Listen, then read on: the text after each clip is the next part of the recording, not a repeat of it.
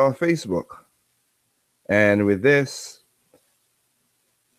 little rough start, but a prelude to what hopefully becomes a series of shows that can happen and it can grow. So with this, let's just start the program. This song will automatically shut down the system after playing. Smart time. Warning. The following song may damage your speakers. Welcome to the world of digital sound. It began in Africa. Put your hands up! Put your hands up! It's time for the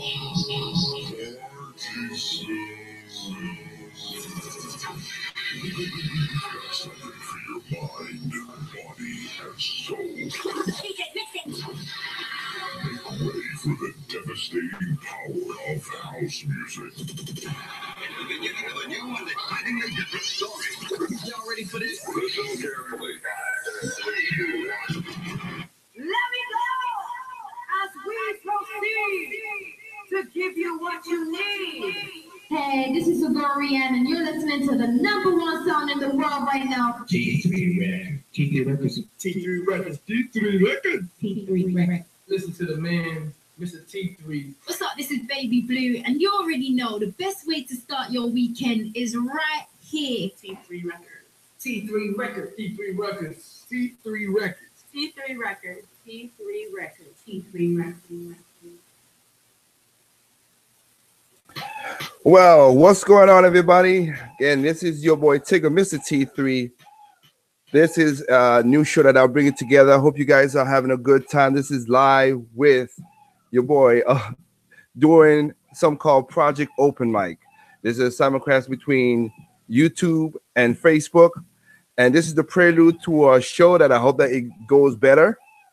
So I want to greet everybody out there who have the time to join in. I apologize. It should have started at 8 o'clock. But technical difficulties, family, everything came together. It was just a crazy mess. And also, I'm starting this from scratch, grassroots from the beginning. So I want to thank everybody for joining in. This show is supposed to be last week. But again, I came down with the flu. So again, this is what it is. But this show should be the third Thursday of every month for the first 5 months to get everything smoothed out. And then after that, every other Thursday after, I think, we'll be going to the summer. So I want to thank everybody out there who came in and joined in. Tonight, I'm just going to explain what is Project Open Mic and what the show is all about. So if you have questions on Facebook, you could type it in, because basically I'm introducing myself so you guys can understand in the issues we're going to be doing. And then also on YouTube, the chat is open. The same thing as well. If you have anything you want to add to the conversation or ask questions about me so you know what's going on, I have no problem answering any of these things. So I want to thank y'all for that. So basically, Project Open Mic, as it's been going on lately, the reason I came up with the show, I made a show called Radio T3, and what you just heard was just the intro. It might change a little different with the Project Open Mic. I just wanted to have the intro just so people have the start of the things.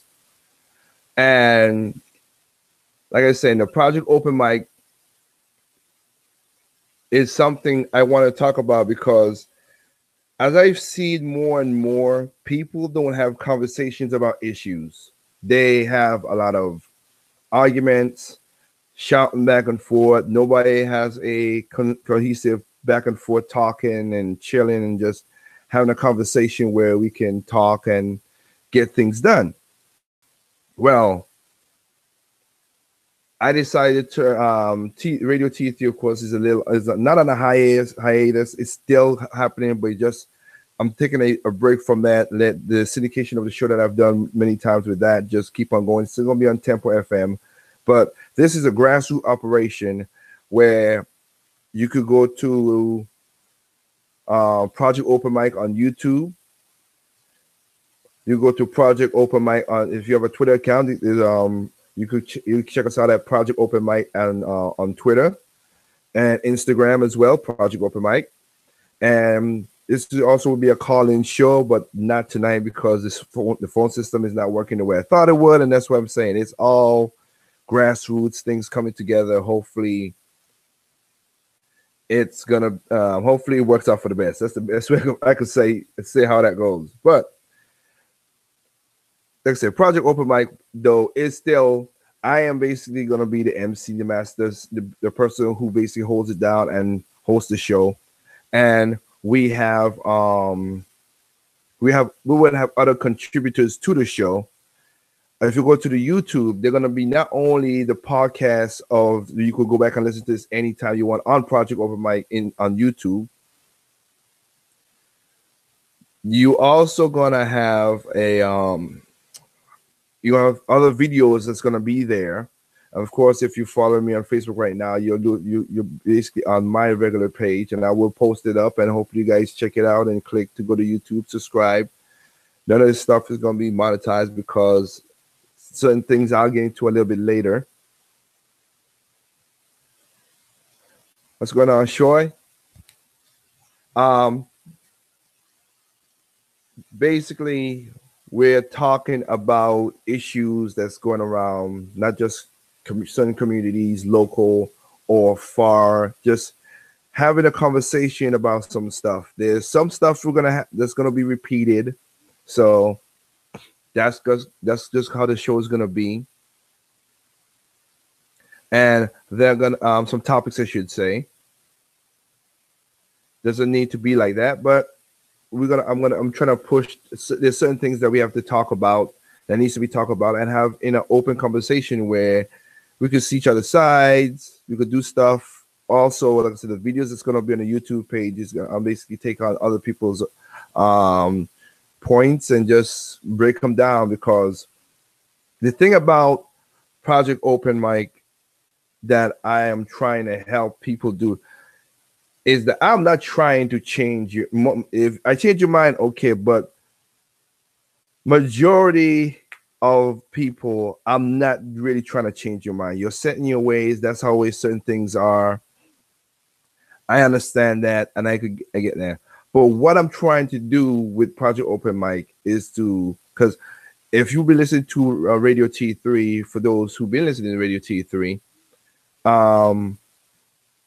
I mostly try to. If I preach anything, I preach balance. I try to preach the yin, the yang, the good, the bad, because we do need that. And there, a lot of people always think it's just straight left. I mean, straight black and white. There's no gray area. A lot of times the conversation has a ton of gray area, and nobody really touches it. It's always way out or way back, and it just doesn't work out the way a lot of people thought it is. So that is a issue that I think that needs to bring up, and so we can have conversations.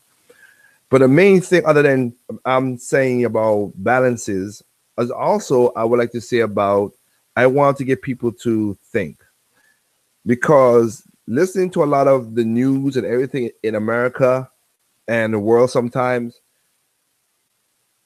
thinking is kind of like, critical thinking is not teaching in schools in America. I could tell it certainly looks like that, and we are not being skeptic of certain things. We just go straight at it. Is that one or whatever? And it's kind of crazy because no human being really is not one side or the other. Like I said, because I'm not just yeah, like I say, I'm not liberal. I'm not just conservative. I'm both. I'm a human being. There's some things that I'm conservative about. There's some things I'm liberal about. There's some things I am definitely a staunch stance on. And there's some things you could apply. And if you show me facts and logic, I can argue it. I will be like, you know what, you're right. That's logical. Man, that is something good. I'm down with that. I am so cool with that. So have nothing against seeing different views around the world and in, how should I say, enlighten certain people to the aspects of what's going on, because I found out there's a lot of things that a lot of people are very close-minded to, or that they're set in ways that they never proceed in the mind. Like one thing is, since as you could, as for those on YouTube, of course, who's following, well, I'm a black man. Of course, those on Facebook could see that. But in this show, like I said, I'll break down who I am so you can understand when the topics comes up, we could talk about it. So you have a base level where to go from. But the reason I was thinking that, like, I'm a black man. So there are a lot of people, there are a lot of black Americans, majority of black Americans don't watch a certain news station because of its white ringiness, white supremacist, white whatever crap that people think. And you know what? That's kind of, to me, that's kind of ignorant, and that doesn't mean that your mind doesn't, you don't think, because you're closing off a section that might challenge your thinking or be open-minded to that something might be right on the other side. Because what I've said before, and I'll say it again, all news media, if most people who know me in real life, like, for the better or worse, because some don't like it, but again, I am who I am. I watch Fox News, I watch MSNBC, I watch CNN, I watch ABC, I watch CBS, I watch BBC America and Al Jazeera. If the topic is that big, I want to get different perspective, because here's the thing: every news organization spins the story. Everyone. Everybody spins the story. It is not, it don't need to be spin, but we don't get facts no more. We get spin. 20 when news back in the day was basically 30 minutes in the morning, maybe an hour at nighttime. There's a lot of news. People, they focus on really main news. It wasn't for profit as well, too, because most of those guys lost money, most stations lost money, but it wasn't for profit. But you got real in-depth news and facts because people were just pointing out stuff like that. Now we have the 24-hour news channels, and they don't tell news. They all these shows, like your Situation Room, the one with Don Lemon, and it's a 360, MSNB, Joe Morning, the Joe Morning Show, Tucker Carlson, all from Fox. Like, all these shows are opinion shows. They take the facts, but of course, when they give it to everybody else, they spin it. So everybody spins stuff. So you have to, that's where you have to use your mind and critically think and put things together and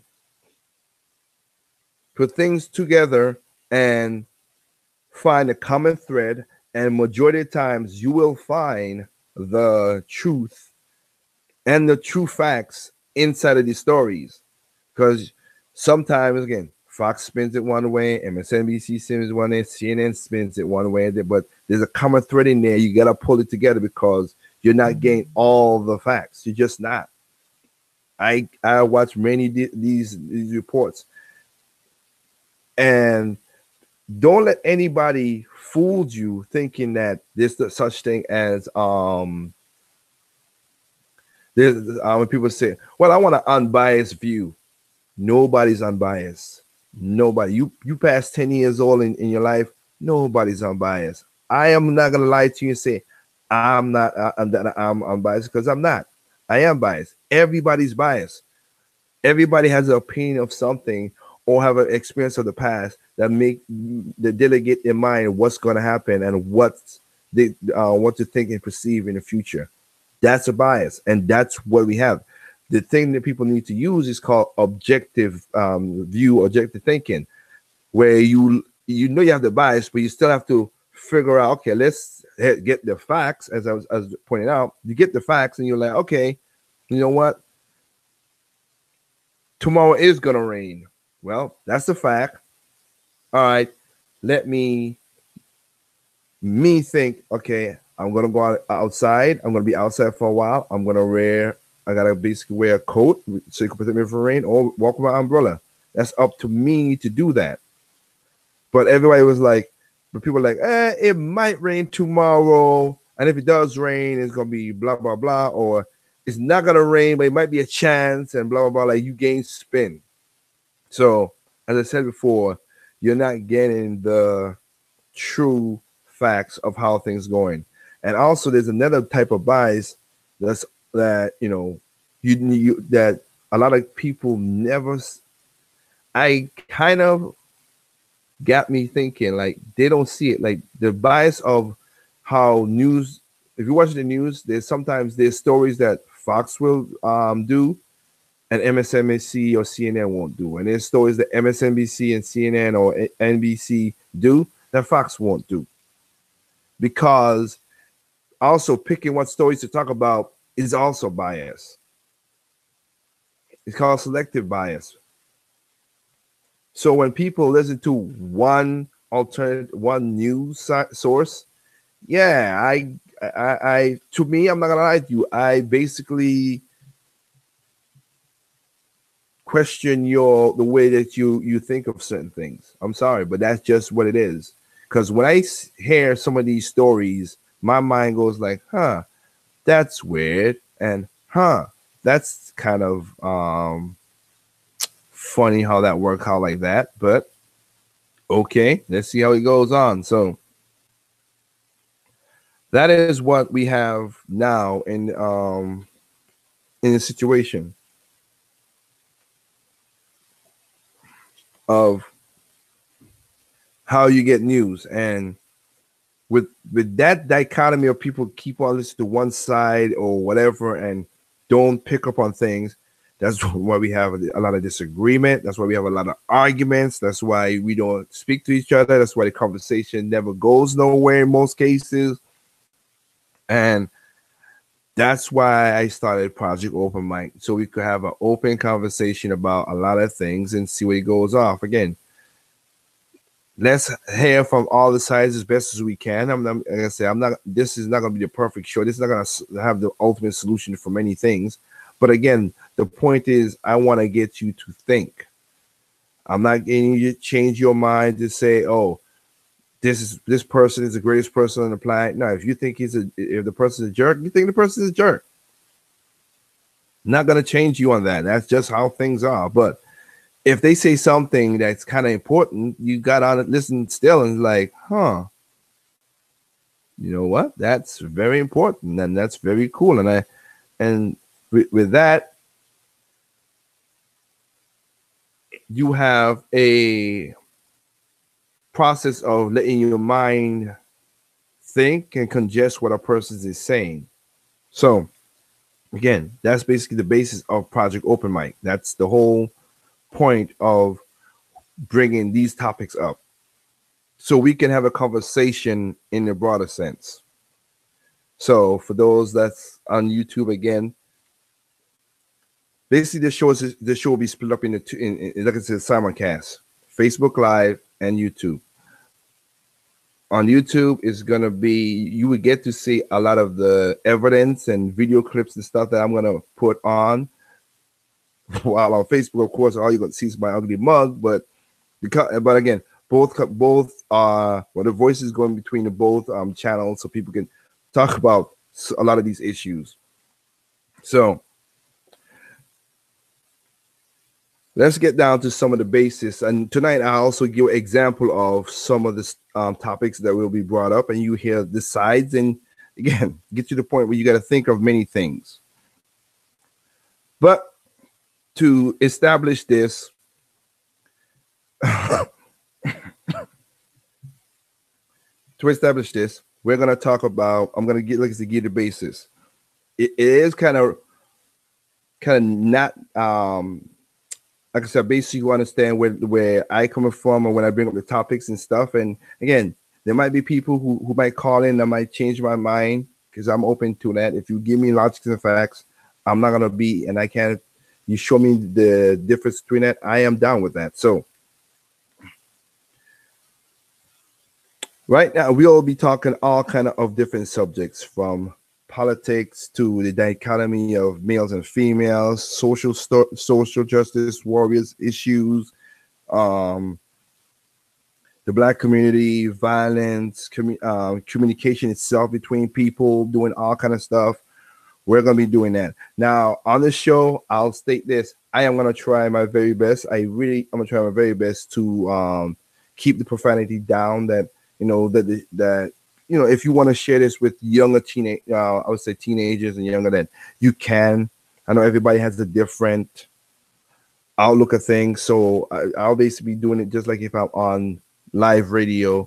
I am gonna keep the cursing and profanity, to a minimum, because I'm not doing that. But you have to keep a mind open that because I'm going to be using clips and open source from YouTube and other places, there are going to be curse words, there're going to be profanity in those clips. So that's just to give you a basis as well for listeners who want to listen to this stuff.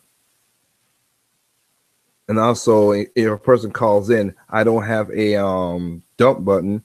So in other words, hopefully people have the respect when they call in for the show, that they don't, disrespect other people's, just have a sense of community, that you don't really have to curse out somebody else if it gets heated, if you're trying to prove something and it gets too heated. That's not the issue. And again, I am going to be I am part of the main contributor of the show, but there are other contributors I wanted to, maybe I'll do another show that I could introduce those other people to you guys. That's the basis of what I'm going to do. I think I might do that before the next main show, which will be the third Thursday in February at 8 o'clock. Hopefully nothing comes up, but it will start 8 o'clock on time. I apologize this time because, again, get all this system and everything working from grassroots to get the dual simulcast is more work than I thought it would have been. You don't want to see all the wires and all the stuff I got hanging around now. Basically, over the weekend, I will work on this to make it more streamlined. But we'll have other contributors to the Project Open Mic channel on YouTube, and also on the radio show where we could talk about all these certain topics as well. So, another thing that I think I need to let people know about is this. So, my political leanings. When I first came to America back in 2000, I registered myself in 2000 as a Democrat.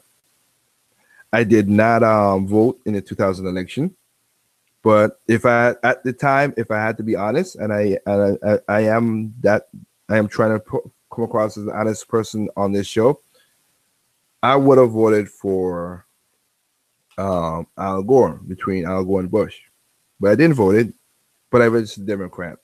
I came to America, to North Carolina state, that basically I am, and just trying to, how should I say? I was just basically getting settled in, so I did not vote. Had too much stuff. Didn't really look into a lot of things, and I didn't have a job at the time. So again, point taken. That's just what it was. So that's that.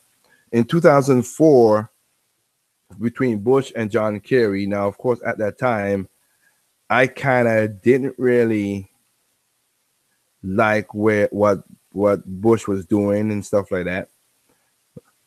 So, still a Democrat, and then it was between Bush and John Kerry.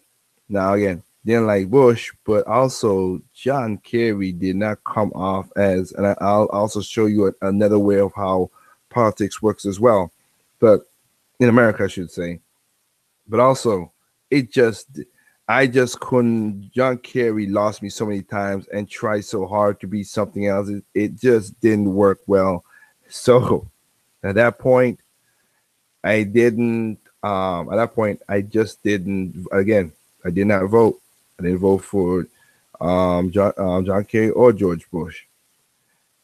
But at that point, I also changed my affiliate of becoming a declined to state, meaning that I'm not a Democrat or Republican. Because after a while, I started reading history and looking back at stuff and talking to people from certain parts of the of that's older people, and come to find out that, and this is one thing. This is another thing you will learn on this. Learn on this show, and if again you learn it, if you it's up to you accept it or not. But learn on this show would be this: the past. It's funny how a lot of people don't understand how the past is because learning a lot of stuff from the past with the Democrats made me say I cannot be that. I have to be declining state. Not saying I won't vote for anybody like that, as you will see, but it just made me when I learned the past, and also for Asian Americans, they learn their past, what happened and what happened in the past too, and they change they don't do as a block thing as a lot of Black Americans do, which is kudos to Asian Americans for that.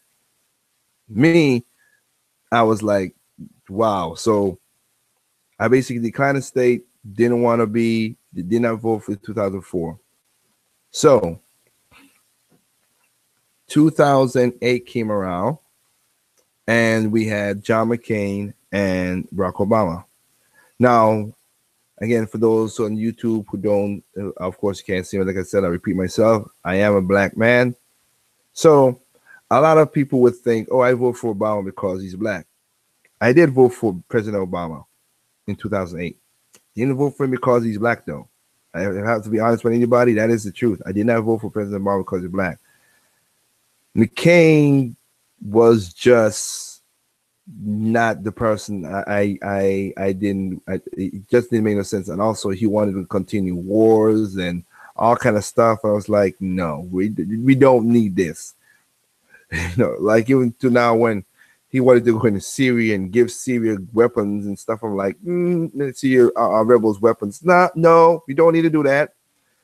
If you read your history, a lot of Americans' problems are American in itself caused, or should I say the government caused themselves. Who created the Taliban? Charlie Wilson, a Democrat, gave weapons to the Afghans to stop Russia from going into Afghani. And they gave them weapons. And of course, they turn around and use those weapons against us, which is something America needs to learn. Stop. Don't give nobody no weapons no more, please. Unless the only person you give weapon that's not bad as back in the back is Israel. But other than that, everybody else that you gave a weapon to basically backfires against us. So, but like I said, John McCain wanted to give the rebels weapons. I'm like, no, I'm not. We don't need to give nobody no weapons, and then they come back and bite us in the butt. It has done that many, many times in the past. Because just like Kim Jong-un, basically, but North Korea. Bill Clinton gave North Korea uranium for their nuclear plants. So we gave them the starting process so they can make their own nuclear weapons.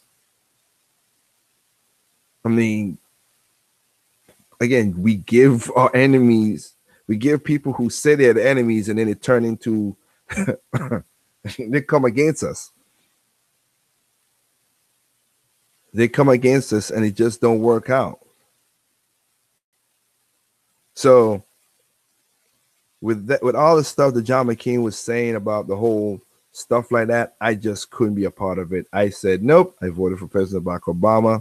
And even to this day, I am happy that I voted for him compared to John McCain because I look at the alternative and what's going on. Now, looking back at history, a lot of presidents do good and bad. A lot of presidents does good and bad. And back then, when Obama got elected, there was a lot of riots, a lot of stuff, but there was a little grumbling underneath the breath and everything else. And let's be this straight. A lot of Black people voted for Obama, but Obama would never won without a lot of white people. And I would think most people who are honest people understand that. But things happened in between 2008 and 2012. Now, in 2012, though, I came out of this franchise. I'm not gonna lie with anybody. And seeing what's going on with the country and the world, I was like, this is not working out the way I thought it was gonna be. Wanted something different. Didn't really got nothing kind of say different, and you learn that at the end in a clip at the end of this radio show. I hope that you guys could listen and keep your minds open too. But I became basically a libertarian. I re-registered myself as a libertarian. Why? Because both parties have done nothing for a lot of. They kind of have done little stuff, but they didn't do a lot of stuff for a lot of people. Now, in 2012, like I said, I became a libertarian. I voted, of course, I voted for Gary Johnson. Of course, on the local level, I voted for a Democrat. And there's some judges and there's some like congressmen I voted for Republicans. So I my pass of I vote both sides, whatever I think the person's is right. That's what it is. So I'm not like one side or the other side. I don't vote. I have never voted straight ticket in my life. I think that is crazy. But again, because one person, just because the head might be a good idea, there are a lot of people below that are on the same party. Even though like Obama's like going back to 2008, Obama might be good, but your governor might be a horrible person. California learned that the hard way, and all kind of stuff like that. And you don't want to. I don't vote straight ticket. The way I vote is I vote on people that I learn about the issues. I vote on the people. And if I don't know the people or something that strange for me, I just leave it blank because I have the right to do that. And I think that's a better way of looking at things because you don't want to give power to certain people willy-nilly without knowing what they really stands for, which is kind of hard because most politicians don't stand for nothing, both sides. But like I said, I voted for Gary Johnson in 2012. Because there is a clause in for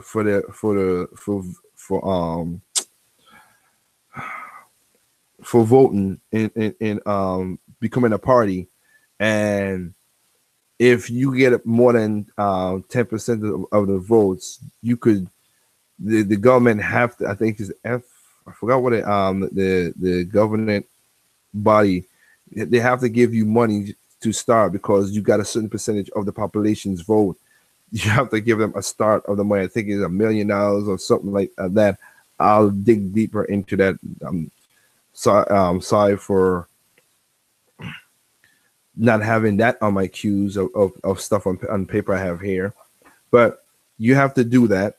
And so like I said, I couldn't vote for Barack Obama because he disenfranchised in the way that I think things should have been done. And one of the things a lot of people asked, I'll be honest, one of the things was the Affordable Health Care Act, which has been a cluster mess. It's just been. And what I'm talking, and this is what I'm thinking about critical thinking. That's where it comes in. Like, do I think a lot of stuff that Affordable Care Act had some good stuff in it? Yes. But it also has some bad stuff in it as well too. But the thing about it is, and also it was 70,000 pages, 7,000 pages. No Democrat or Republican read 7,000 pages. Okay, that's more pages in the Bible. They didn't read that. And as Nancy Pelosi famously said, we have to pass the bill to see what's in it. But you are voting on it. You ain't gonna read something without. That's weird. You're gonna read something. You're gonna just vote on something that could have some horrible stuff inside of it, but you just want to pass it because it just has that. And that's the next thing. A lot of bills get passed. They got this nice sounding name, but when you unpack and read everything in it, you're like, how the heck people did not see this or whatever. And even some politicians do that too. When you ask them, hey, did you know that the give Granny $10,000 because she helped her, just to be great in there. you kill off 10 puppies. What? I didn't know that was in the bill, because a lot of these guys do not read these bills. They go with the grandizing nice name, and then the bill just is chock full of crap. And you got, and again, most bills can be read. A lot of them can, because thousands of pages. The one thing about the Affordable Health Care Act that had gave me a pause, and still gave, and I was correcting it, was how are you gonna pay for it? Because as soon as President Obama said, and of course it was a lie, he repeated lots of times, you're not gonna lose your doctor, your bill's not gonna be raised. Both happened for me and many other millions of people in America.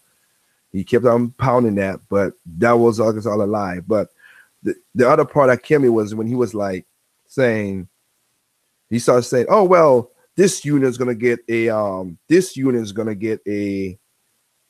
gonna be how should I say it?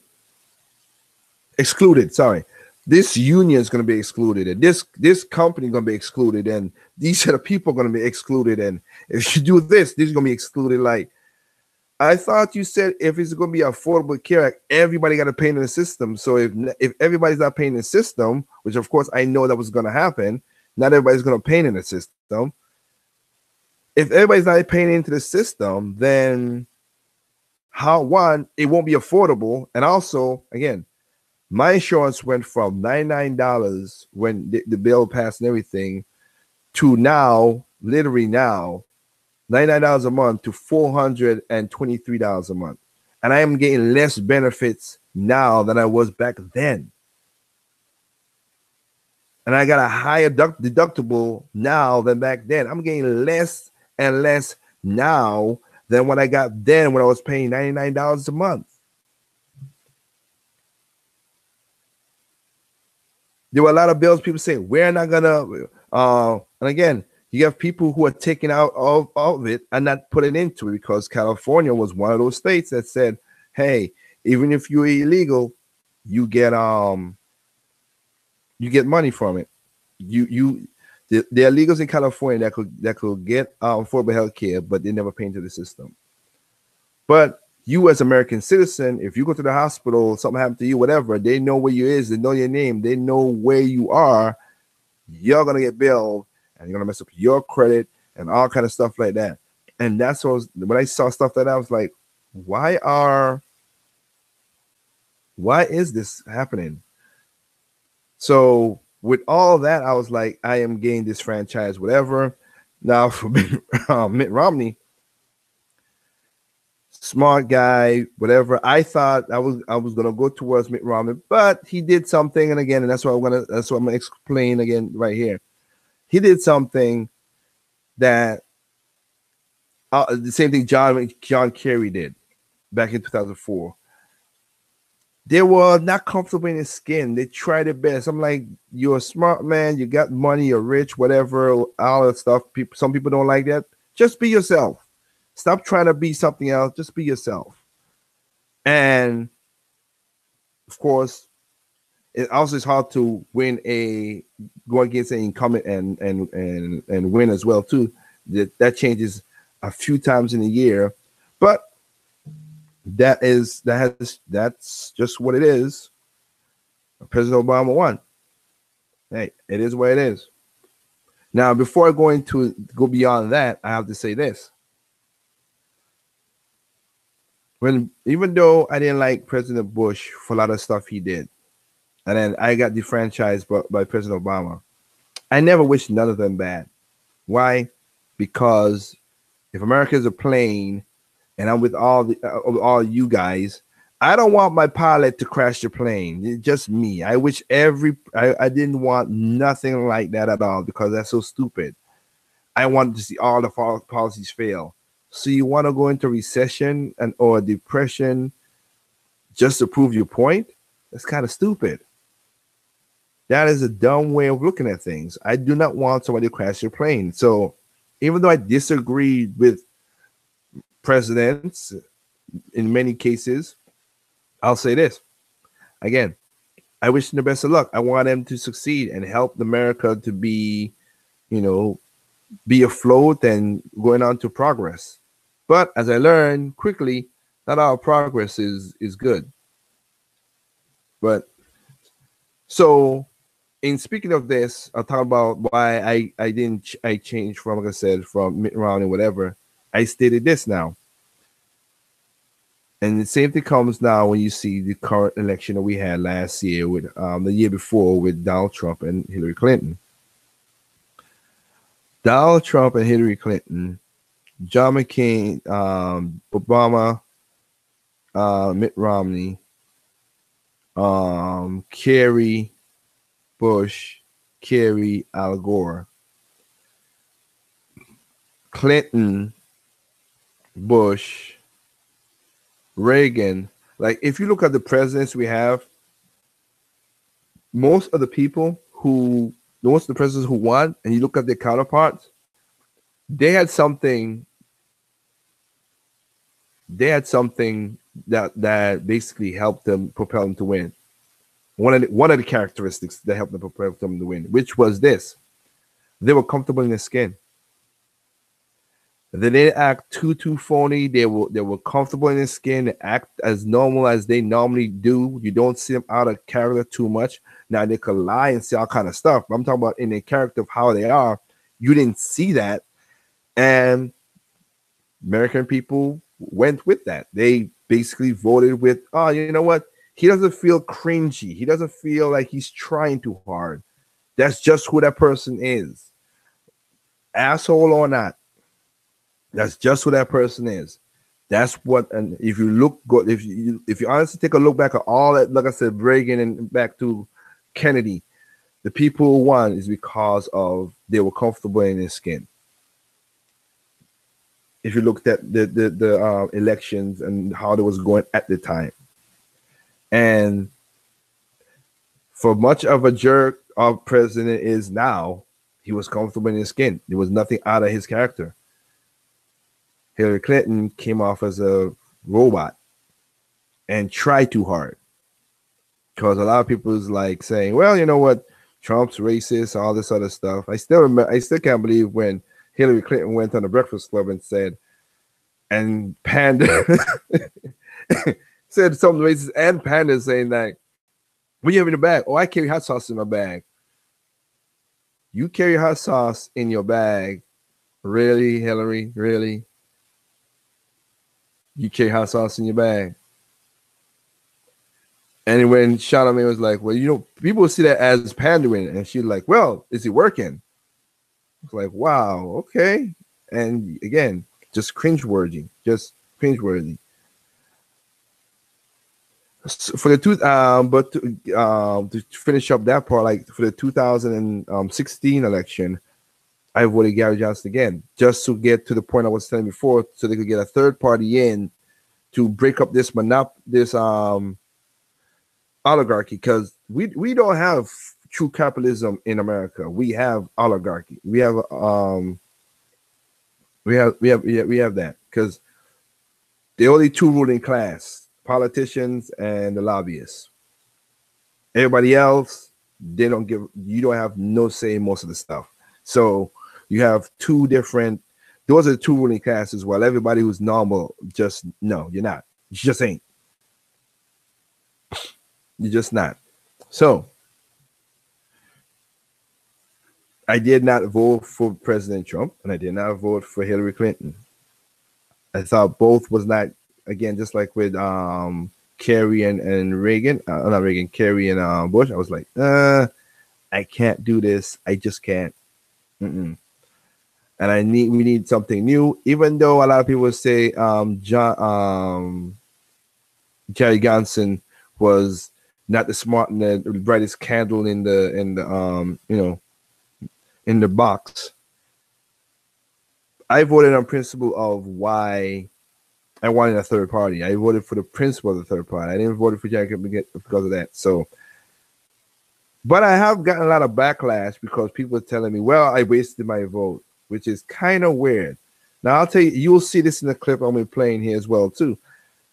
Again, I'm not going to tell you how to vote when it comes to people. You vote for who you want to vote. That's you.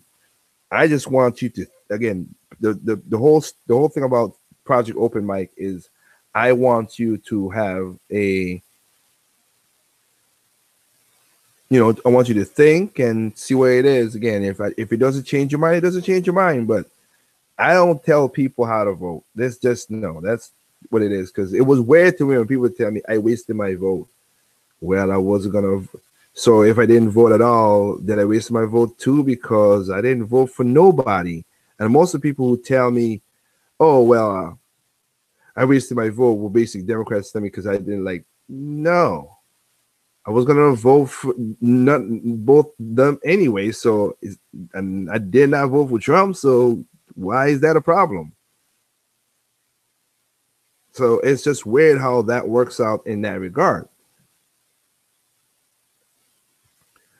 Now, as I said, at the end of the show, I'm going to get to the point where people, there are a lot of people like surprised and shocked how Donald Trump won. I'm not because of something else, which again, I'll show you that. But to get into the point here of this show, like I'm saying, hopefully, like I said, next time I will have the phone lines open. But if anybody have any questions about what this show is, because again, it's going to be there might be another show between the next program show of the 3rd of February, the third Thursday of February, which will be, let me get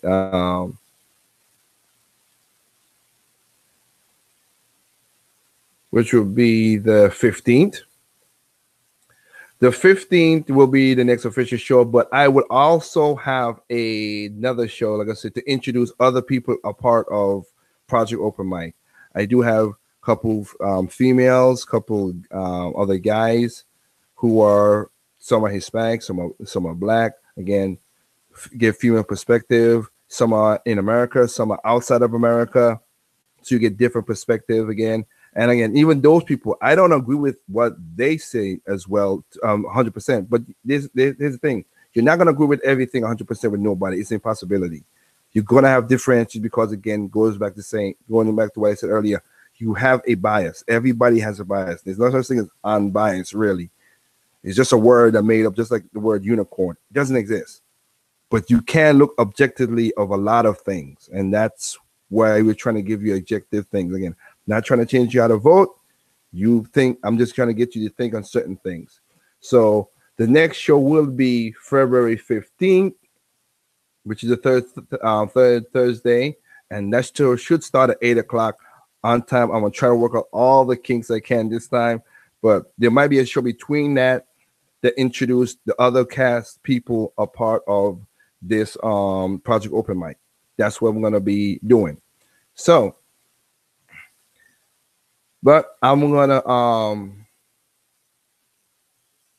give an example of some of the topics and how I'm gonna regulate some of these topics we have, because we have a lot of topics that needs to be talked about.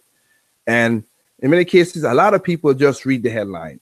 They don't get into the substance of articles. And again, that's where a lot of these news media and journalists, they catch you up in that. They really do. They catch you up in that, and you will never understand a lot of stuff. You just look at the headline. And again, a lot of people do that. They just look at the headlines, read maybe the first paragraph.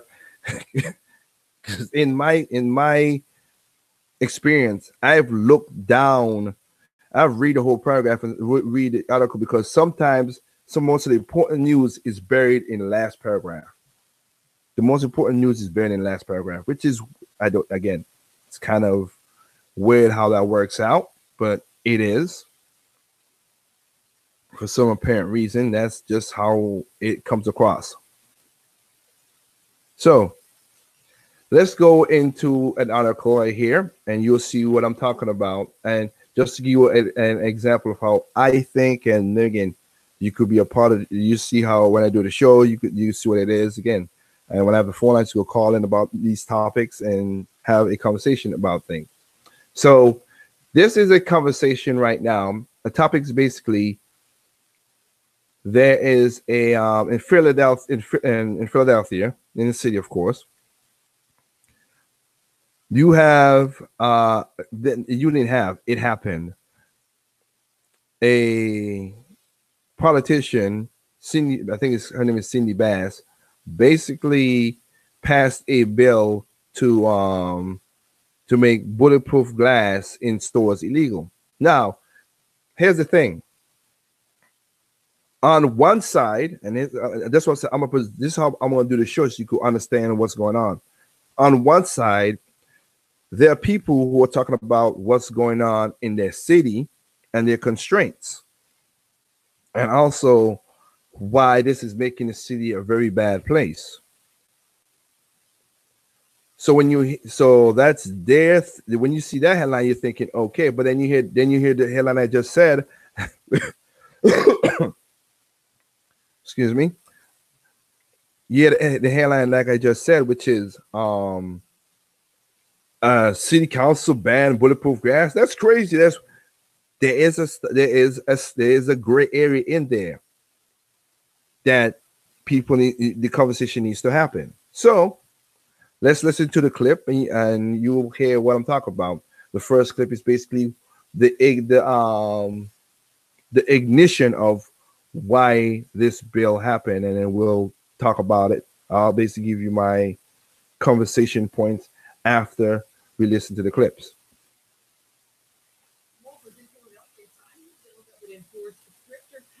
On stop and goes to break the law. Lawmakers say these alcohol establishments have become a nuisance in our city. So Action News investigative reporter Wendy Saltzman went undercover. She is now live in Point Breeze with the developments for us. Good evening, Wendy.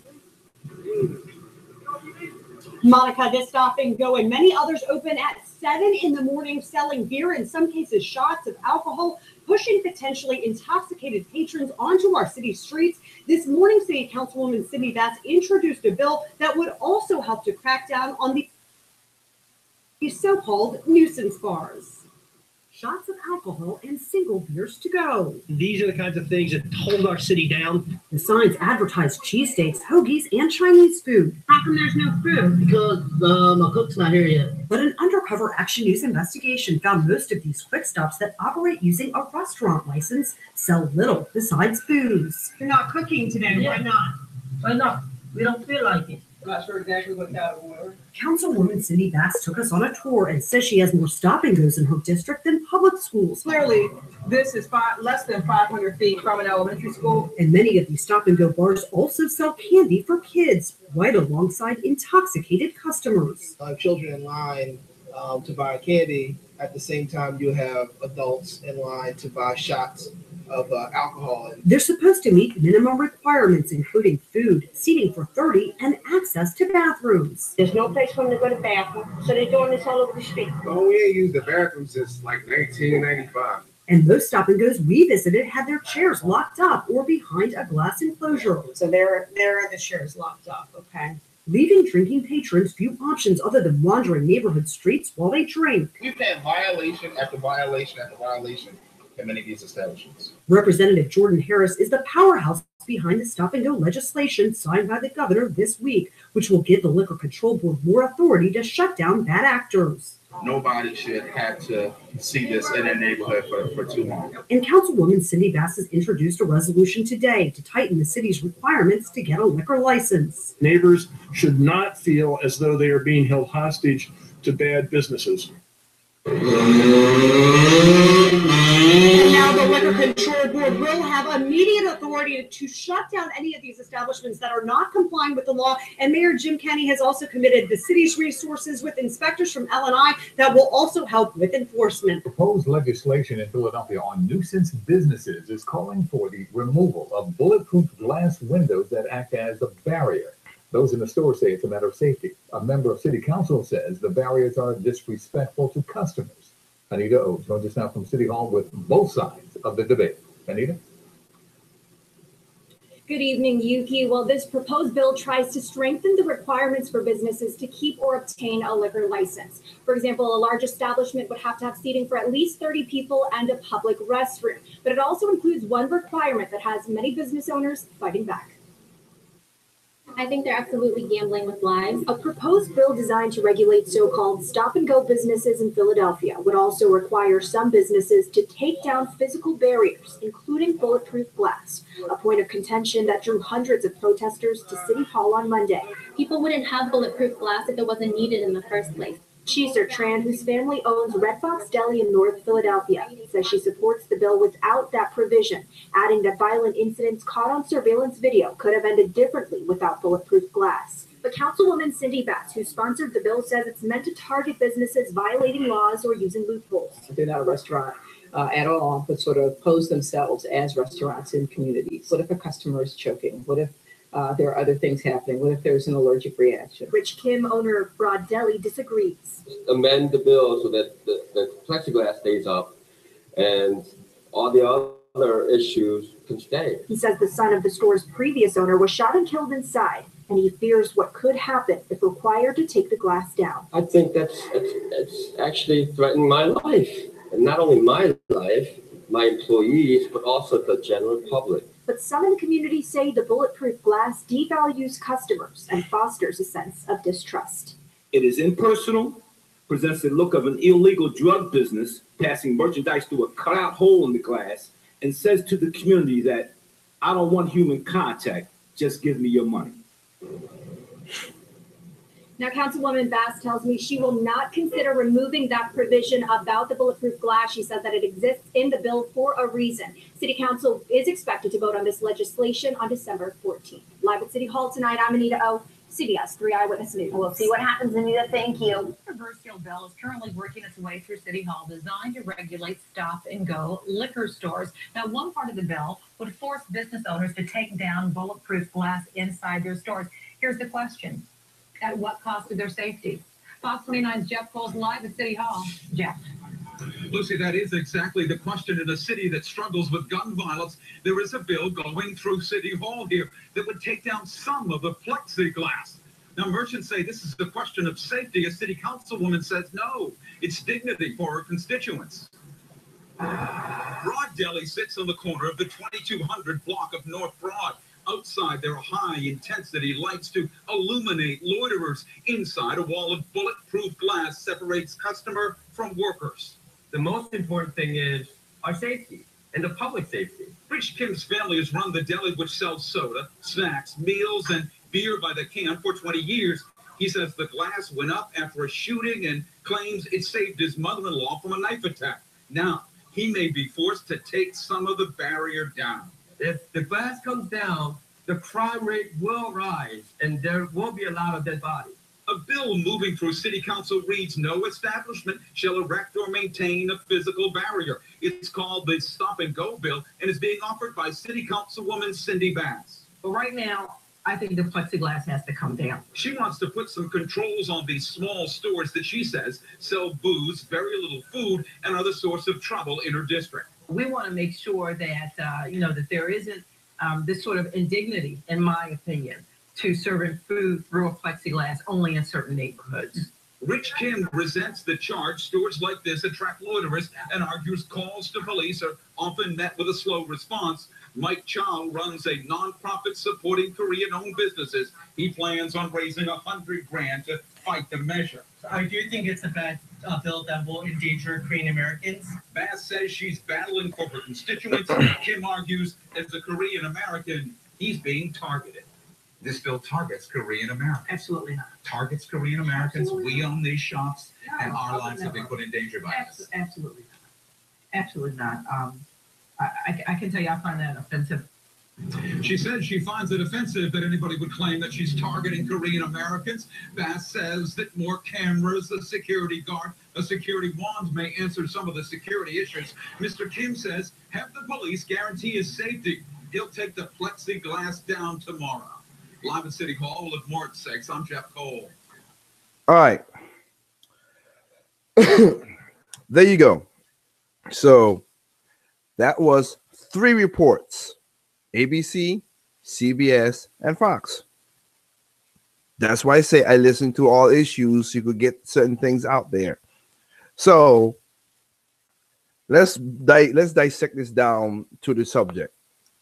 And I think this also is a good test market to show you how the things government are and a lot of stuff like that. Because again, I am a libertarian. But again, I also say that I like balance. There's a lot of things that the government should do. There's a lot of things they should not do. And again, we go is out of full blast or not. There's no gray area between. I do think we need limited government, but I don't think. But I am not going to my crazy. Let me establish this. There's liberal, and then there's left wing, just as there's conservative and there's right wing. Again, it's weird that people could be one full bore all the time, but whatever. So just like a libertarian, there's a libertarian crazy wing as well too. They'll be saying that we don't need no government, none of that. I am not down with that. I am for limited government and let people mind their business. As long as they ain't hurting nobody, whatever. I don't need, because human beings, and that's another way that I talk to a lot of my points, human nature, because human nature humans are despicable creatures. It just is. We do horrible things to other humans, but we do it because of self-interest. And a lot of people who talk a lot of stuff, they forget that, and it kind of makes me think, what are you thinking? But getting back into this now, you heard the story again. 3 different sources, and each side has a point. Each side has a point. I'm gonna see if I could go back because I want to play. Say something. I have the clip there for that. Let me.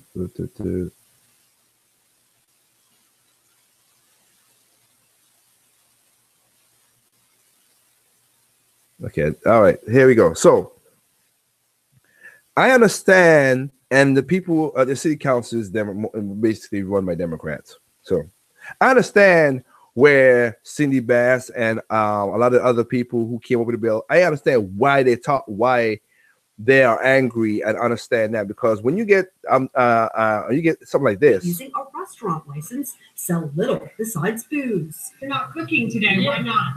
Why not? We don't feel like it. But when you get something like that and somebody's being like that, then I understand that, because they just want to sell the booze. They're not doing what the license really supposed to be all about. Like she said, it's supposed to be food and everything else. And so I understand. And all they're doing is basically having people come buy just beer and just, be all over the place and all that stuff. I get that. And on their side, saying to the constituents, I respect that. And they need to tighten up on some of these restrictions. Here's the thing. What Cindy Bass did, though, and it did pass, went beyond what it needs to be done. Cut it. If government did what it's supposed to do, so you just found you just have a videotape right there of a guy being owner being insolent. I don't feel like it. Then you shut him down. You basically have the law. You enforce the law. That's what the law was. He's not cooking food. He's not doing this. Well, sir, we're gonna shut you down because you did not get the license, even though you made the threshold for the license easy, so you could get people like that inside the city, because nobody else is opening these kind of little stop and go stores in these, let's be honest, these black ghetto neighborhoods. I'm not gonna twist the truth for nobody. So they're coming in and they're putting up they're selling the stuff there. People like him, you enforce the law and you shut him down. Well, sir, we're gonna do a test on your surroundings and see you are not serving food to consistent customers and everything, then yeah, we're gonna shut you down. What? No, we're gonna shut you down. That I have no problem for the government doing. That's when you read a license, you say it's supposed to serve food and all stuff, and he's not doing that, and that guy being insolent and saying all kind of crazy stuff like that, then you shut him down. But then you also punish the people who do serve food, like the other guys we're talking about. And in the CBS video, and also which I'll repost and you'll see it, and also on the Fox video, you saw people jumping the glass, stabbing people, trying to shoot people, destroying things. So I understand why the bullet glass is up, because people just, again, you're interacting with the lowest of human beings. This is why the neighborhood, it's not because the store is there, the neighborhood is that. It's because the neighborhood was that, the store is there. Because a lot of people are not there's not like a good super K coming in here to make it look great and grand. You can walk around, whatever. Like gas stations in my neighborhood, I can walk in, there's no glass, whatever, reach over, shake the person's hand, you can do all that stuff. But then for Cindy Bass to say, well, to go the extra step and say that this is making people feel like cages of animals and stuff like that. Well, I have to disagree with you, ma'am, and go with the guy, with the owners that are doing by the law. That are doing by the law. Those people are basically doing it by the law, and they showed evidence of a guy jumping the glass, throwing stuff all around, doing crazy stuff. So it's their as he said, his family safety, because he's a family-owned business majority, and his safety for the customers, everything. And I always got asked a question when they were saying that, kids are here buying candy. And they showed a video of a child in the store by themselves. Where's the parent of the kid? These are bad parents. They should not. Why is a kid in a store by himself buying candy? It shouldn't be that. In a neighborhood like that, no. Where's the parents? And some of these kids are basically the kid in the video was basically 9 years old.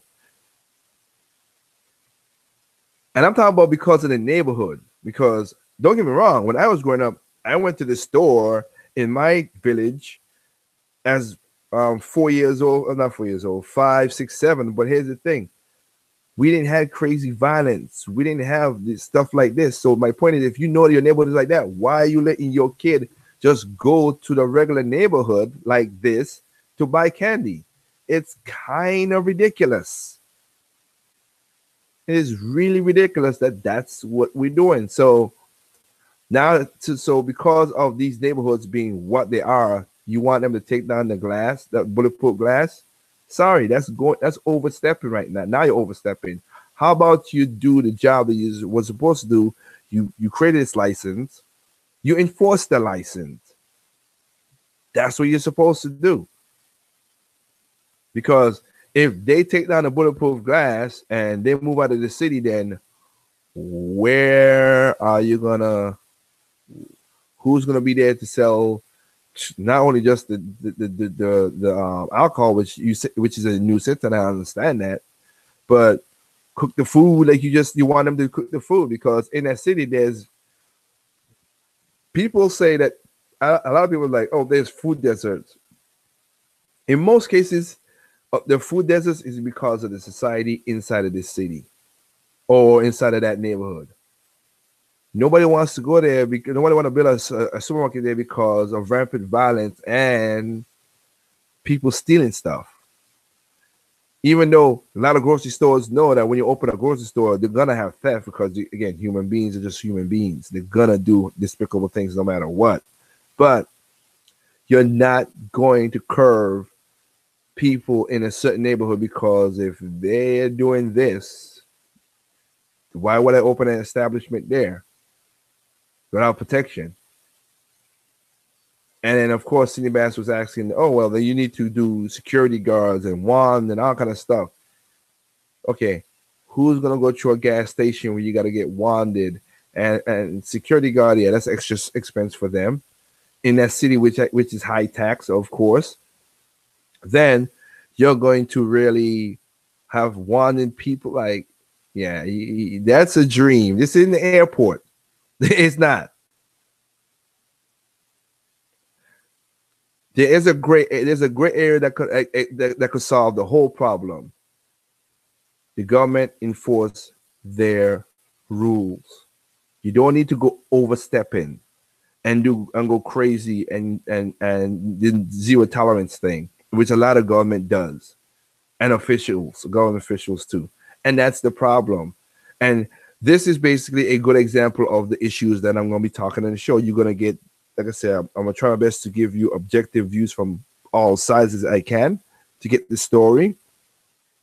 But as I gave you 3 sources, but show you that there's a gray area. There's something that you could think, you'd be like, wow, this is a gray area. There's a solution right there, but you're going straight hard with the overstepping or not. And as the old saying says, there's 2 things government do: don't react and overreact.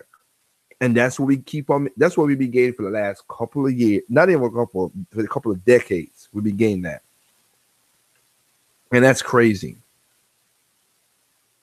We began that, and that is crazy, and that's what's been hurting a lot of the society.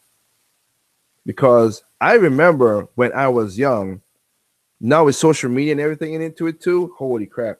When I was young, people had diaries, and people would be embarrassed as hell to find out that somebody opened their diary to find out the inner thoughts, the inner whatever they wrote on their diary. In the age we are right now you got people posting their most personal stuff on Facebook, Twitter, or whatever, and they get angry if nobody likes it or nothing, or give it a like. That is crazy. So we used to be reserved and private. Now we're telling everybody what we're eating, who we're dating, who we having sex, all this crazy stuff now. Hell, I saw on Twitter with this woman, like, if I didn't get a certain amount of likes, and this was real, this is not no fake stuff. If I didn't get a certain amount of likes, I'm gonna abort this baby. Like, this is the craziness that's going on right now. This is what's going on in the world right now. What's going on in society right now, where we're supposed to be individual, we're collective. We're collective. When we're supposed to be a collective, or we are individual, and that basically flip of what's going on is crazy right now. That's why you see more people arguing. You see more people dysfunctional. You see more differences, because again, it shouldn't be an argument between men and women, but we're getting this crazy. There shouldn't be an argument between the whole, male, female, gay or not gay, all this stuff. It shouldn't really be that much of an argument, but it is, because everybody's stuck because of they gain the information from one source. As I just pointed, there's 3 sources. I just showed a video that has 3 sources of a topic, and they're just stick in their ways, not going to the gray areas. Again, it's black or white. There's no gray. Everybody don't think of the gray area. There's a lot of pull between the black and white that you could say, okay, maybe there is a little budge in this issue. And again, just to remind people, like I said, I am a libertarian. Look, if you do, I don't care about. I'll give you a quick example before I get into the last piece, because it's a long piece, because I want people to listen to it and then call it a first show. But I want to say this, like, for me, in my, again, to give this, since the show is about understanding with the basis of how I am, so you can understand. Like, when people talk about gays and stuff like that. Okay, so the gay marriage and everything. I don't care who you marry. The government should not tell you who you should marry and who you should love. All right? What you do in your house is yours. As long as you ain't hurting nobody, I don't care. So I never was opposed from gay marriage or nothing like that. I'm not a religious person, but I am spiritual. I believe more Christianity than anything, but I still open my mind to a lot of things. But I didn't care for that. So, but also, again, there's some people who push it a certain way. So when I hear people like saying, like, somebody I know said, well, Well, if it was Obama did this because we're gonna have, even though it was the Democrats who did the whole that stuff back with Clinton, with the whole stuff you can't marry and all that stuff, and also don't ask, don't tell. When people, and they think about it again, people hear the main subject and then they go nuts. So that's what I'm explaining this. Like, so when people like, well, we have to do this. We have to do this law about hate crime because because it's so wrong that people attack gays. Yeah, and we have a law on that. We don't need that. We didn't need that law. We already had a law on it. It's called assault and battery. When we need to push emphasis that it's a hate crime. My question again is, there's no such thing as a hate crime. Why a hate crime? What crime out there? Who hurts and kills a person because of love? I didn't beat you across your head because I love you. I didn't stab you because I love you, because I was angry and I hate you at that time. That's crazy. And then of course, when you give the definition of a hate crime, you can't use it in the full context as the way it's supposed to be. That's the craziness. Those 3 kids those 4 kids who basically beat up who kidnap a white kid and do all kind of crazy stuff. Remember, the hate crime says any kind of crime against the way that of your race, political bent, or gender. Okay. In that video was basically they were saying F Donald Trump, that's political. F white people, that's kind of racist. And then you scalp a kid who is mentally deficient and they didn't get the hate crime attack. That was a hate crime. So you don't even use the words that you don't even use the law that you're supposed to be using. It's stupid. We don't need no different law. It was abuse. That's why I said because again, most of the time when people do stuff is because they want to do it. It's just human nature, just people being crazy. So we did not need to make another law. It's just like when I see now with the Me Too movement in Hollywood and everything, you see where people talk about women now could come out and talk and stuff. I appall rape and sexual abuse. It's a horrible thing that people do to other people, and women can do it to guys too. But it's majority guys doing it to women. I get that. But you should not lose your job or your life or your way of living because of a he say, she say thing. Mostly she say. Because if you tell something, if you tell you did a crime and then you told, hey, you know what? This this guy raped me, and then you come to find out, oh, he didn't rape me. The person who did that false accusing, one, there's 2 laws right there that she broke, but because we got some weird reason, we want people to come on out. No, if something happens to you that horrible, report it. Just report it.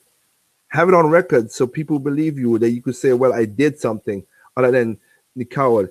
It'll be better because, again, like Rose McGallis, who did the thing with Harvey Weinstein, I have no, how should I put this, empathy for her, because she waited until things was not great to release that tape.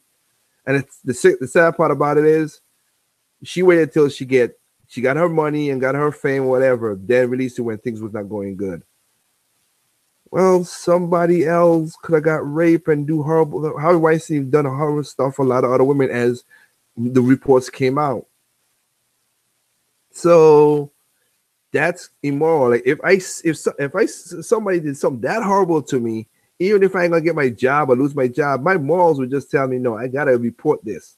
I gotta report this. And if he don't, even if it don't whatever, at least it's on the police report to say, hey, this guy did this, but nobody did. And I'm sorry, I can't really say anything to that regard like that. I just can't. It just no, I just cannot. We have these laws, enforce these laws. We don't need no more laws. Another stance I will talk about as well too, other than like I said, the black community, women, men, women, different races, issues, all that stuff that we talk about, is immigration. Before I get into this last segment. Excuse me. Immigration. Now, I am a legal, magic word, I am a legal immigrant from the island of Nevis. I was born there. I came to America legally. Legally. My family spent a lot of money and a lot of time to become U.S. citizens. And we are. The right way. Now, here's again the little middle gray area. There are issues inside. There are a lot of illegals. Well, they said it's supposed to be 11 million. Okay, 11 million people in America. There are a lot of illegal immigrants who come over and work hard and wanted to better their family's life. I have nothing against that.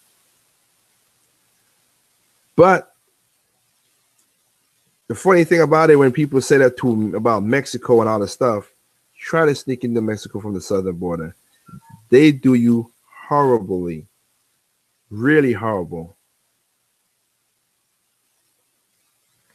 So you can't just let that happen in that regard like that. Huh. Did not know it would drain the battery that quick. So you have that issue. Last year, a friend of mine who's also a legal immigrant, her husband, who's a firefighter, she's Hispanic, but she has 4 kids. She had 4 kids. And an illegal basically took her husband and 2 of her sons because he wanted to rob the car. He wanted to rob a car. The kids was in there. The father didn't want to let it go, and he killed the father, the kids, and the father. She lost her husband and 2 of her kids. And maybe I'll get deeper into that story. I don't know if I'll get it on to talk about it because it is a traumatic thing. But she left California because of the stupid stuff California was doing with illegals over there with the Sanctuary City and all that stuff. She has moved to another state, took a pay cut because of what happened. I myself was personally affected as my cousin also got gunned down by illegal for no reason because he just went in the bar and that story was also on America's Most Wanted. But that's how should I say? That's how that worked out in that regard.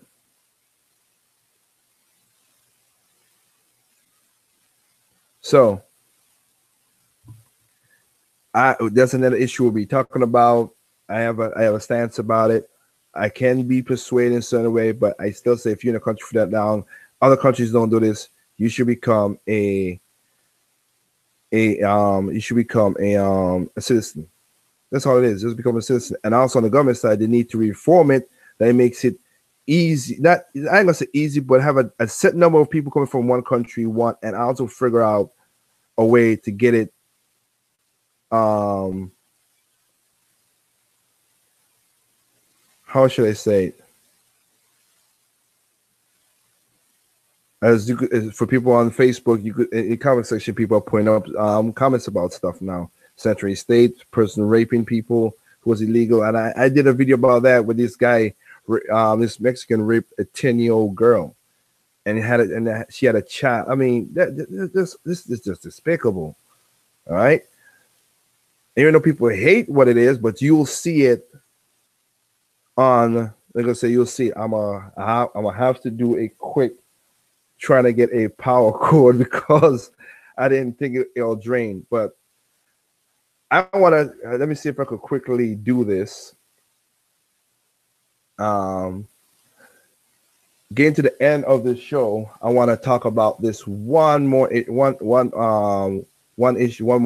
which is this. Donald Trump is the president. A lot of people don't like him. Okay, understandable that. There's a lot of things. The reason I didn't vote for him because he's obnoxious, self-entitled, pretentious jerk. But you know what? Again, he was comfortable in his skin, and the people, and the reason why a lot of people, he won because of the silent majority, because a lot of people got annoyed of something, which I'm going to explain here in a minute. The problem is, left, or and like I said, when I say liberal, there's nothing wrong with being liberal. I say left because of the wing, like the crazy wing, just like the right wing is crazy as well too. So I say leftist. So you have a basis of my words. So the left, basically, well, the problem is y'all got cocky, and you got cocky and you got indulgent, and then you were Frankenstein and you created your monster. And you should not be surprised your monster did what it did. So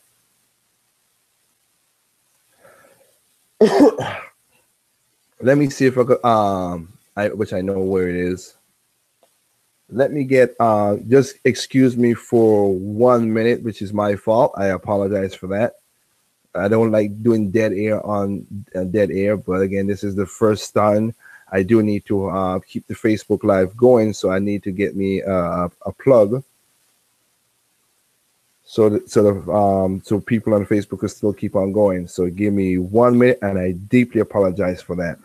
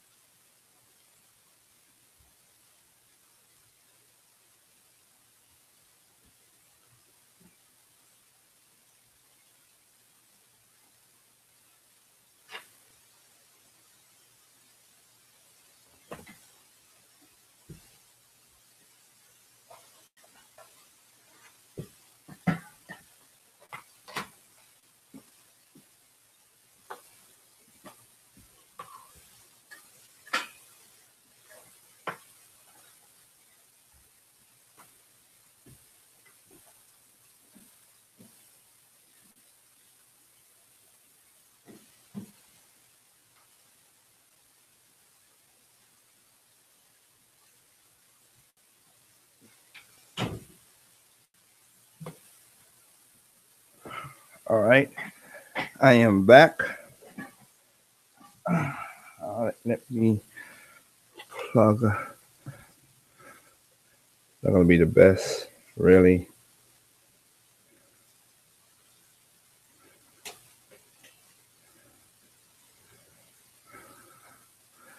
Okay, well, at least it is plugged up. So let me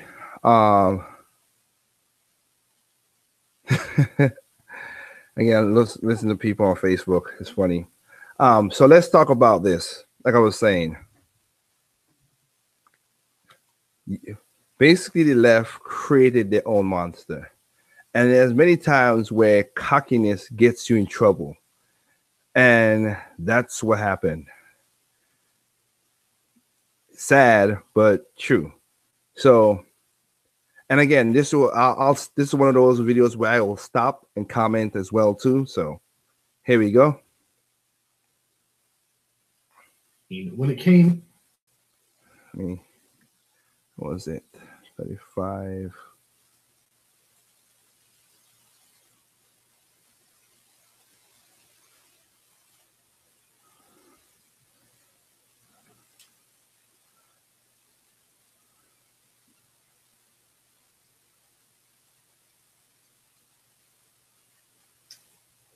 This country will make one of the most important decisions in its history. And of course, basically what at the beginning of this, and to also agree, I agree with this. Like, again, I'm a person. If you want to make change, you want to do something, get out and vote. I don't care who you vote for, just vote. and let your voice be counted, because that is a right that you have. You also have the right not to vote, but you have the right. So do it. If you're gonna be one of those people who grandstand, just do it. It's not gonna do nothing. Again, I'm not gonna tell you who to vote for. You do what you have to do, what's in your heart. That's the whole point. So again, that's what open mic is about. I'm not gonna tell you that part and try to preach to you that. So again, this right here, I have no problem with it. You have a chance You have an obligation. to be a part of that decision. You might think it's not important. You might think you're not important. But that's not true. And the only way we can prove that to you is by having lots of famous people. Lots of famous people. Lots and lots of famous people. Just a shit ton of famous people. Repeating how important. Important. How important it is. Register. Vote. People. Some of us aren't as famous, but still pretty famous. Like, you've seen us somewhere. Sometimes a not famous person will be mixed in with the famous one They drive the message home. because of their unpolished sincerity. Their unpolished sincerity. But you only get this many famous people together if the issue is one that truly matters to all of us. A disease or Ecological crisis or a racist, abusive coward who could permanently damage the fabric of our society. Wow, that changed the whole subject, didn't it? So that we just couldn't let that go, but changing the whole society, really? See, that's that cockiness. But I will show you why I said that cockiness basically made people what it is. And a bunch of famous people. That's why I said I'm not trying to tell you how to vote, but a bunch of famous people come to tell me how to. No. And as we learn, there's a lot of famous people that do horrible things. But I digress. I digress from that spot. So let's go.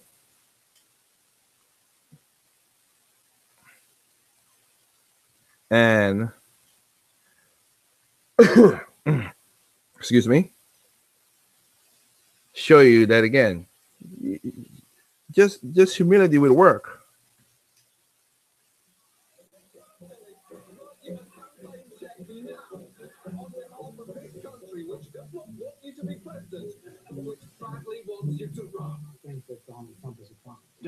Donald Trump is a clown. And does anybody seriously think that Donald Trump is serious about running for president? Donald Trump, he's a clown. The likely moderator apparently believes that Donald Trump is a clown. Which Republican candidate has the best chance of winning the general election?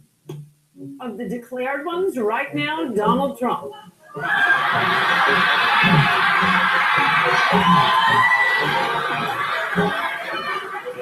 President Obama will go down as perhaps the worst president in the history of the United States! Exclamation point.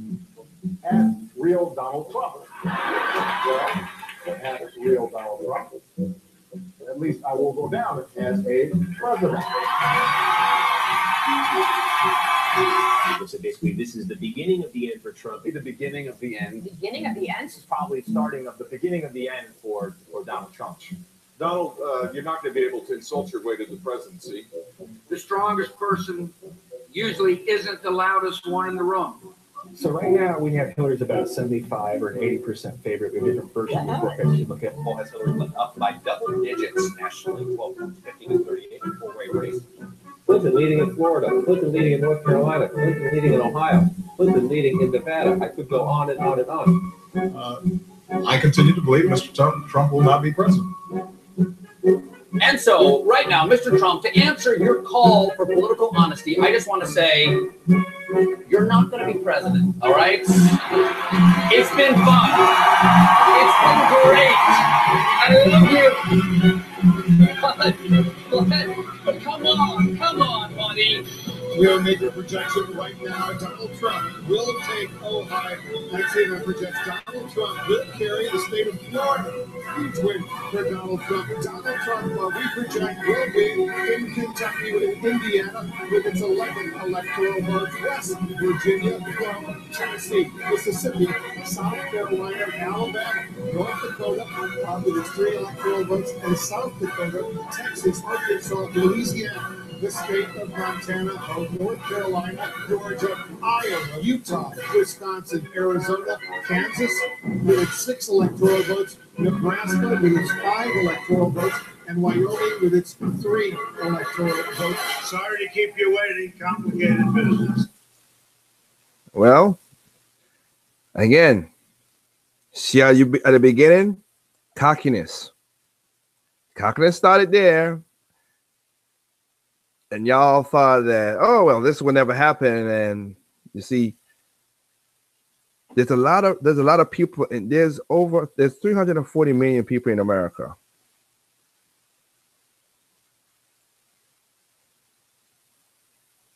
Not a lot of them vote, because if it was truly vote, because one thing President Obama said, and I'll be honest with you, President Obama did said, I'm trying to push to get 100%. Vote, 100% vote in America. That happened. You know what? I'm going back home. You don't want true democracy, because again, a phrase that I'll end my show with, and I've said I learned quickly when I was young: individuals are smart, people are stupid, and holy crap, people are stupid. That cockiness is what got you guys created. But with all that at the beginning, you created the monster. You created the monster you didn't want. You created it, and then the monster got out, and it won. It seriously won. And not only that, it handed its butt it handed its ass to a lot of people out there because of that. Y'all could be horrified or whatever, but there's a silent majority that just because of you guys keep preaching, and that's why I say anything I'll preach on this radio show will be balanced. But other than that, nothing else to the degree. And I'll have a conversation with anybody, but you just can't be that way. Because now the same celebrities are now coming back saying this stuff, which is weird, which I want to stop in a way, but it's just weird how it works out. Dear members of Congress. Dear members of Congress. Dear members of Congress. Dear members of Congress. I'm that. Flabbergasted. Furious. Concerned for my children. I'm worried for everyone. The majority of Americans, regardless of who they voted for, Did not vote for racism, for sexism, or See, well, how you know that? You don't know. for xenophobia. And yet No, and that's you projecting onto other people. They voted because you saying people was cocky and try to tell them what to do and how to think. Instead of just telling them, just think.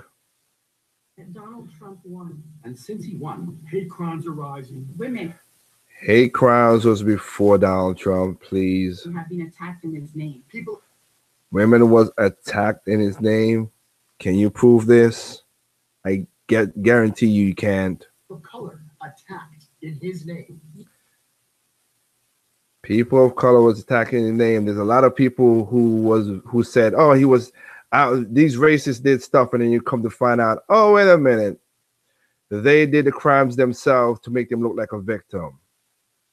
You represent us in Congress. You are our last line of defense. So now you are pleading to Congress when you could have pleaded for Congress many times before to do good things, but you didn't. Funny how that works out. And again, Congress is made up of people from all over America. You guys are you work in Hollywood, which is a cesspool of some horrible things that we just learned last year about. But You let people rape other women, and you let it as an open secret. But but he's a horrible person. So here's what we ask of our elected officials. Okay. And here's what we demand. To the Oh, demand now. extent that Trump pursues racist, sexist, anti-immigrant, Anti-worker, anti-Muslim, anti-Semitic, anti-environmental policies, we demand that you vigorously oppose him. Okay, I gotta laugh at that. Anti-environmental policies, really, sir? You guys live in California. No water, horrible air. The environment is very toxic. But you're telling the other people across the country how they should get their environment.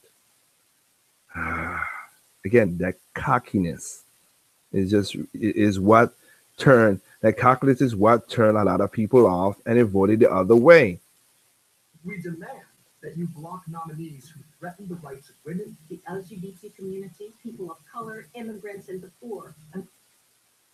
And it's funny too, of the immigrants. A lot, you know what? 80%, and they did many polls in Pew Research, in New York Times, Washington, all these guys, immigrants, immigrant, who came here illegally, who has a green card, who came with a green card and now has excuse me, not only like I say, that is a citizen, has a passport, has everything, when they pay taxes, more even from Mexico. And people on Facebook, I have somebody who is a guy that's from who his family's from Mexico, like who come from that. They don't like people who come here and are legal as well too. You don't talk to the real immigrants. You just want to talk to propagandists. And again, it's funny. Both parties are involved in this. It's not a Democratic thing. The Democrats want vote for power. The Republicans want cheap labor. That's why nothing's being done. And again, the cheap labor is coming in to devalue all the people who don't have the skills and make lower costs of how should I say, our cost of wages, which is weird because I don't get it. You want, basically, when people say it, because I also had a video where a woman was saying like, oh, well, it's so hard because who will pick all vegetables? Somebody, or machine, or nobody. You rather have people from other countries just come to pick your vegetables, even though you are at a pro illegal immigration rally. They have the rights to this. It's funny. Your way of looking at it makes me think that you don't really care for them because you want a lower class slave into America. And don't get it twisted. Slavery is not dead. We have slavery in different forms in America, not the old way. And also outside America, slavery exists big time still. That's another thing that we'll talk about in the February show. And we want you to know that we are with you. As long as you do that stuff, we won't remain silent. we won't remain silent. We won't remain silent. You wasn't silent before when you were thinking he wasn't going to win and you were cocky, and that got you where?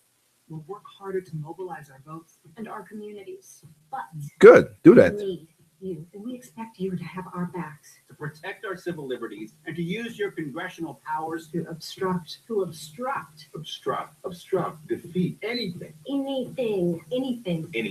that violates our core values as diverse Americans. Well, that's not diverse thinking because you only speak to one part of people from the Hollywood side, which is the moral cesspool. You don't speak for people in Kansas or Montana or some parts of North Carolina. The cities might believe you, but the rules don't, or Alabama or whatever. That's the diversity you're talking about. Diversity of skin doesn't mean nothing more than that. Diversity of color is basically crazy. Diversity of thought is where America stands up the best. And also, there's no, and I mean again, I am open to anybody who wanna, like I say, prove me. Comment in the like I said, until I get the phone lines up, but comment in the comment section. Let me know. But multiculturalism has never worked. Multi-ethnic have. Yes, they have a culture, they have countries that have different colors. Multiculturalism doesn't work. Cultures clash. Everybody said, but this America was built on racism. What country in the world superpower didn't? You think China didn't do that? You think Russia didn't do that? You think Japan didn't do that? Middle East, they did. And also, one more statistic to add to it. Now, yes, white people bumped up back and forth a couple times. But statistically, now, the people who kill the most race is their own race. The people who kill the most black people is black people. The people who kill the most Japanese people are Japanese people. The people who kill the most Chinese people is Chinese people. People who kill the most Russians are Russian. The people right now, the people who are killing the most Muslims are Muslims. That's who killed we're killing off each other. Which is ridiculous in how that thing it works out.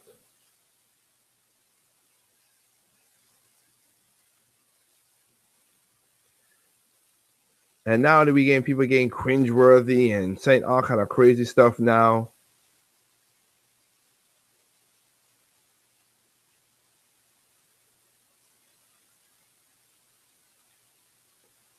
Being white is so embarrassing. Being white is so embarrassing. I want to kill myself. Really, really am. And I got respect for you as an artist, but that's kind of crazy to say that, Eminem. Jeez. That is ridiculous.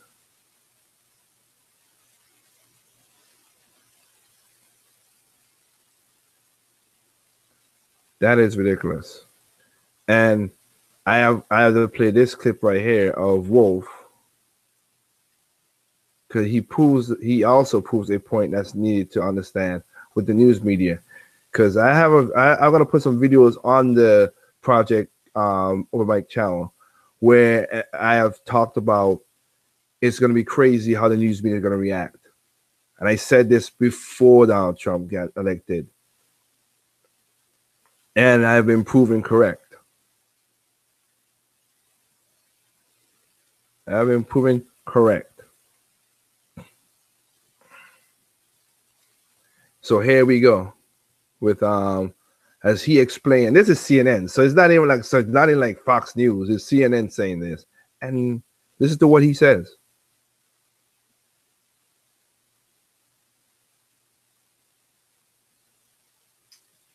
Your most recent column that the media keeps losing to Donald Trump.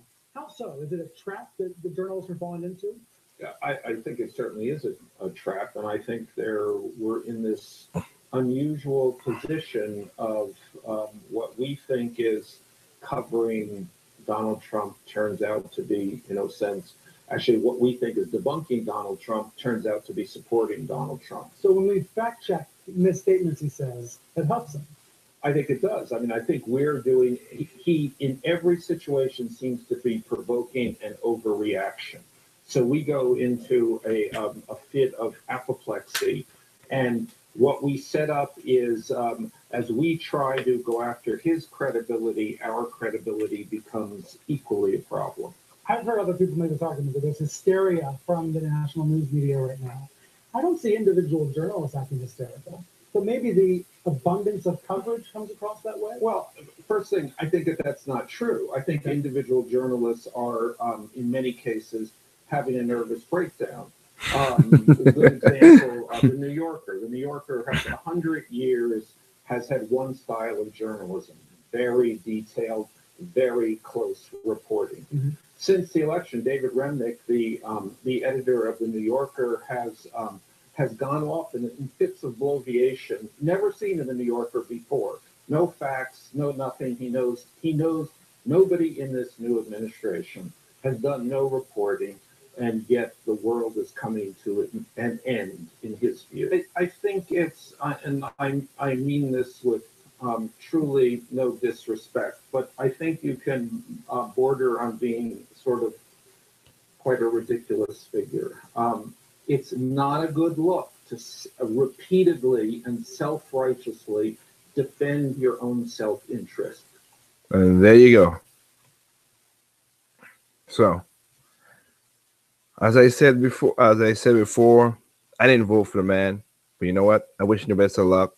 And so far, he's doing quite well in certain things, and he has done stuff that I think is appalling.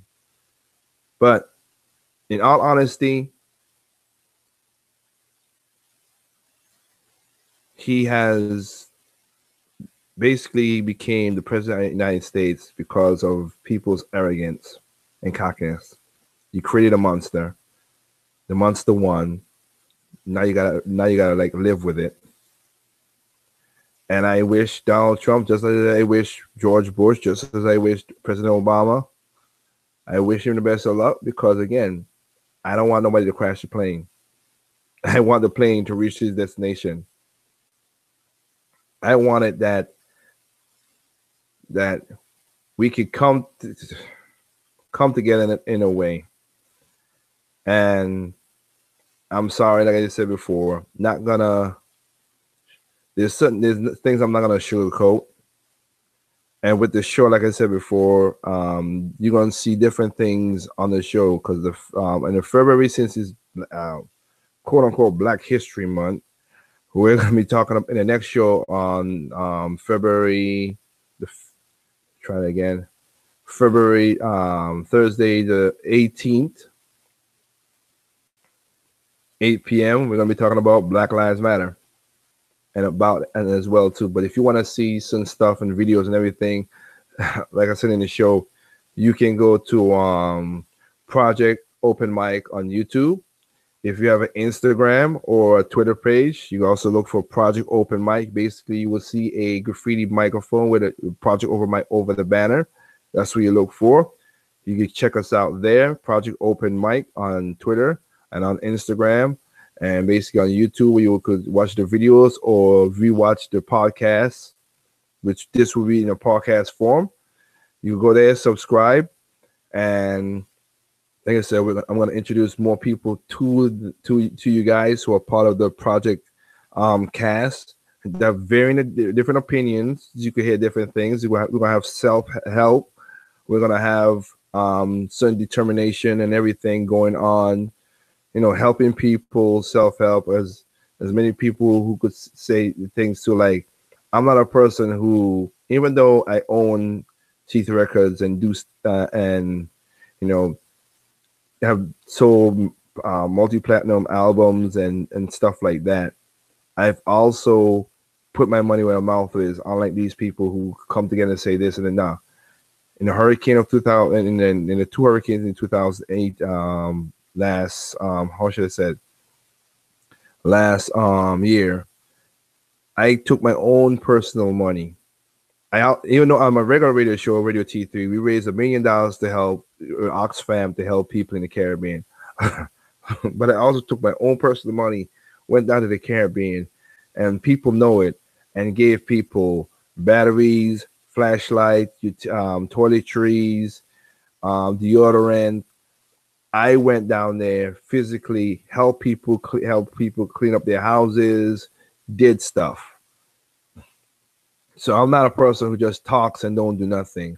One of the best things, my support that I have on Radio T3, and I will hope that help the people get donation. Also is basically Fisher House for the veterans who've done a miraculous job. We have donated over $1 million to Fisher House. They, I think basically going on to about $2 million with the radio show, with Radio T3. We used to get to veterans. Fisher House is a very efficient organization. 97 cents on the dollar goes to the veterans. And that's why I have no problem helping people like that. So I do good stuff by taking what it is and just helping the community. So I don't just talk. But again, we do need to get to a point where we need to have a conversation in the first place about things. So thank you for watching, guys, on Facebook Live and everybody else. I want to thank you for listening, and those who just joining now, you can go back on my Facebook page, of course, go back and watch the whole video. This is long form, but it, again, it proves my point of how open mic really works. Again, you could check out hopefully by the February 18th show, we should have the phone lines so people will call in. The next topic will be about Black Lives Matter, but it will be another impromptu show so we can introduce other people towards the cast of Project Open Mic other than me. So this, like I said, so if you just follow us on Instagram, Project Open Mic, you go to the YouTube channel, Project Open Mic. I'll put the links, of course, on my Facebook. Hopefully people joining to there. And also on Twitter, Project Open Mic. This is a show for having a conversation and also get you to think. Not telling you where to go, how to vote, how to do whatever the stuff. Sometimes it might come off as that, but that's not my intent. I just want you to think. And I want you to just remember, just like I showed it in a video like I just did, about the bulletproof glass. I give you 3 sources, 3 different news. You have to look at different things to get the true facts and not the spin. So with that said, again, thank you. Sorry it is a late night because of technical difficulties and stuff like that. But again, other than an impromptu show, I'll catch you guys back here on Facebook Live and on YouTube. February 18th, 8 p.m. Eastern, 5 p.m. Pacific. And hopefully the phone systems should be up so people will call in. We talk about it. And again, the subject will be Black Lives Matter. And thank you for your time and your patience. And let me know what you think about the show. All right. So this is Tigger of Project Open Mic. Wish y'all a good night and catch y'all next time. Peace out.